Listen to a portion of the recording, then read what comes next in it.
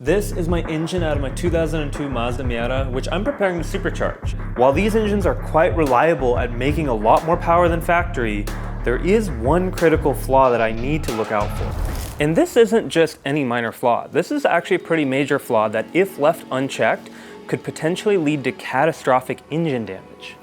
But aftermarket companies like Moss Miata have already solved that problem. So today, I'm going to install that fix on my own engine, bring you along, and share some more information about exactly how this works, so that you can learn more about your own car and protect it as well. To properly fix this issue, I first need to remove the head gasket, so I'm going to have to remove the entire head of the engine off the block. Okay, head is off.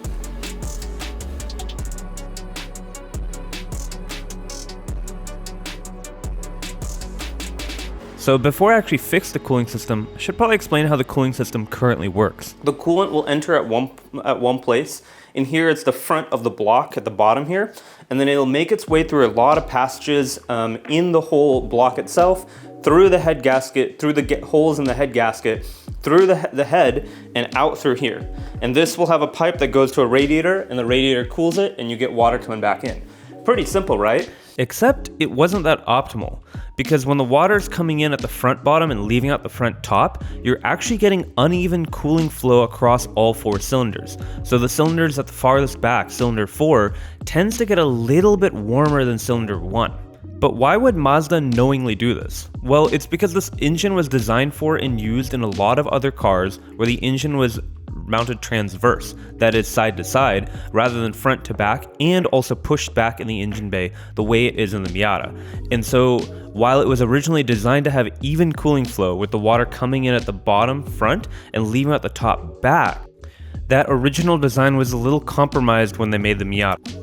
And that's where the coolant reroute comes in. It basically undoes this change and restores the original and even cooling design of the BP engine. So apparently after about 10 years of the Miata being out, Mazda themselves actually tried to remedy this issue, but they did it with a band-aid fix. Rather than actually fixing the cooling design, they basically just threw in a new head gasket that blocked off some of the ports on the front of the engine, forcing more water to go through the back. While this does kind of address the issue of uneven cooling, it also slowed down a lot of the water flow since the water's fighting more restriction to get through the engine, which is never really a good thing, especially in my case where I'm going to supercharge this car and make a lot more power. And my concern is that if I use a coolant reroute and use the original head gasket that came with this car, I might even cause cylinder 1 to overheat because it'll have less cooling flow.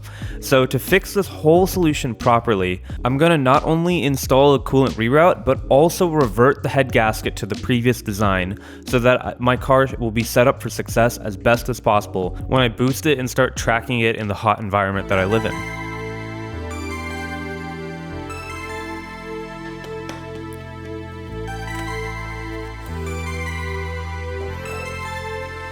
Kind of just dripped oil everywhere, and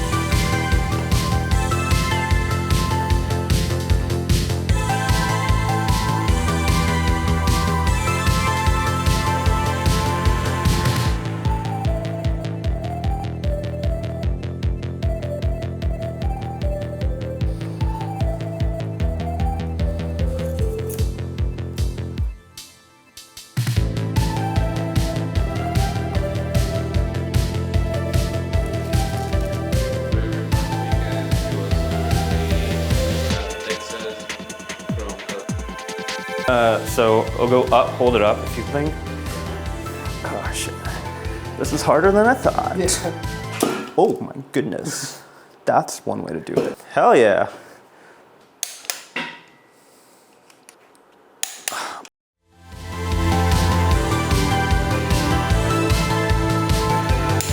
There we go.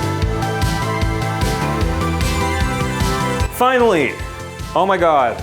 The hardest part about this is I don't know what I don't know. So anytime I see something that looks kind of off or has a bit of dirt in there, I have to just do my best to clean up and make something as perfect as possible, just to err on the side of like being safe. And so that makes it kind of nerve-wracking to just kind of go through this and do all this work. But I finally got it on. I am hoping I did it right. At this point, I have no clue. But yeah, it wasn't too bad at all. And a huge thank you to Miata for supplying this. I'll have this linked in the description down below.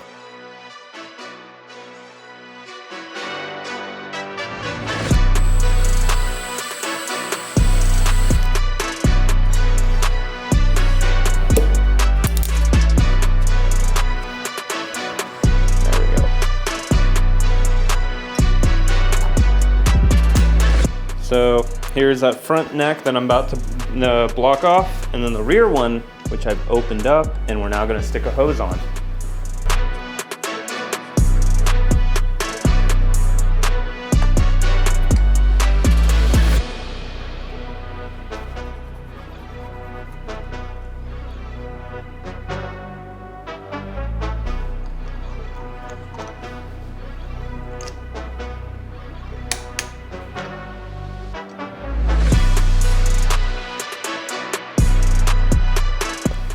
The instructions also noted that thermostat, which used to live here, will now get relocated to the back, and that'll make it a little harder to replace. So at their suggestion, I got myself a brand new thermostat, so I don't have to worry about that.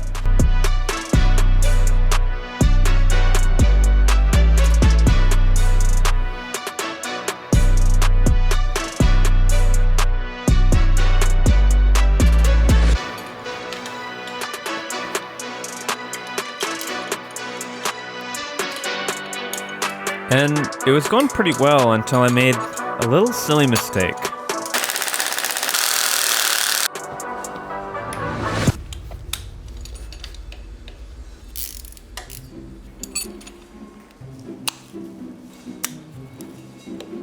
I kind of screwed myself. It turns out to use the double nut method, you're supposed to apparently take the back nut and tighten that against the front nut. But I did the opposite, and in fact, I used the front nut and I hammered it on with an impact. And it kind of ruined the threads. If I just held that front one in place and used the rear one to tighten it against it, I would have got the stupid stud out. But I didn't know what I was doing, and I did it backwards, and now the stud is just glued in there. If I'd just done that technique correctly, this would have been a breeze. How do I always manage to do this? And I spent quite a while trying a bunch of different techniques, but nothing ever worked. Okay.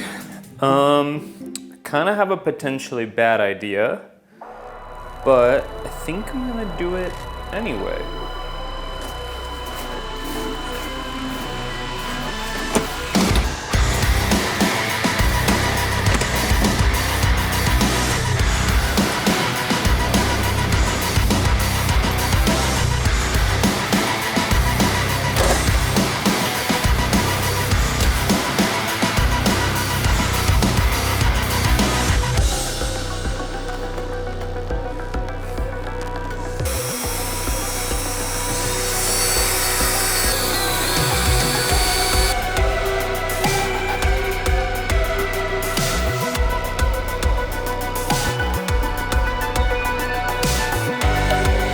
Either the stupidest or the smartest thing I've ever done with my car.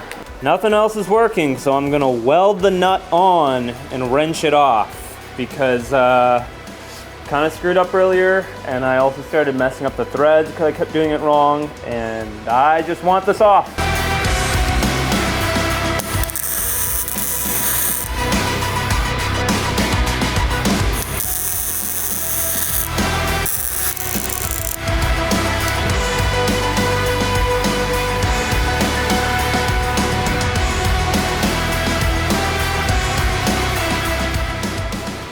Yo! Holy shit, that's working! No way, no way. Oh. I can't believe that. I genuinely can't believe that worked. Did not think that was gonna work, and that worked way too quickly. So I wouldn't be surprised if it's actually the heat that did it. I'm too excited. Where are my tools? Yo! I love this thing so much. I just want to say, I've been working on this car for 2 years now, and the amount of times I've been stuck, on stupid things like that just absolutely sucks. And over time I've learned that you really need to have like some like overkill backup tools to get you out of stuff.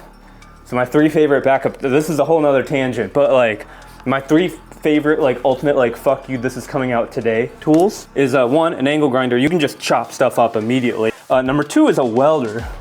You know, with wood, yeah, you can fasten things with wood, but if you're working on metal, like you just need to absolutely melt metal together for any reason.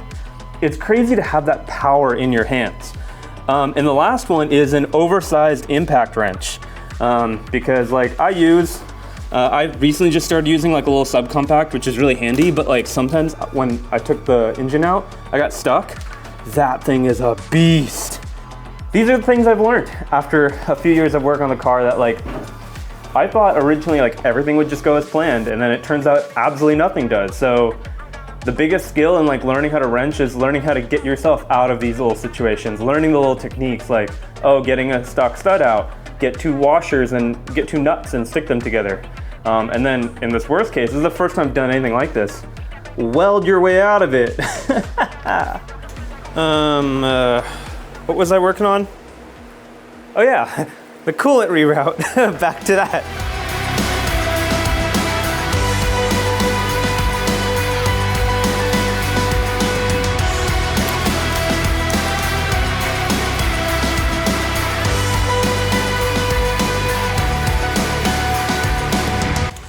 And it also came with this EGR tube, which I suspect is to have, yeah, to add clearance for this. So that is pretty handy.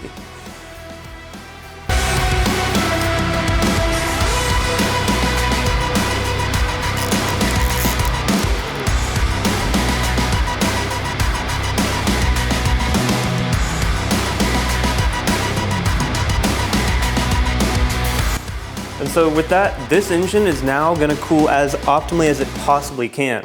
You can pretty clearly see here, where the water used to come out here, now comes out of the back and here right into the radiator. So with how much power I'm gonna put through this engine, how much extra heat I'm gonna generate, this is gonna really make a difference in setting me up for success and preventing any potential overheating issue. I'm really happy with it. I was actually very confused when I got this, what this extra EGR pipe was for.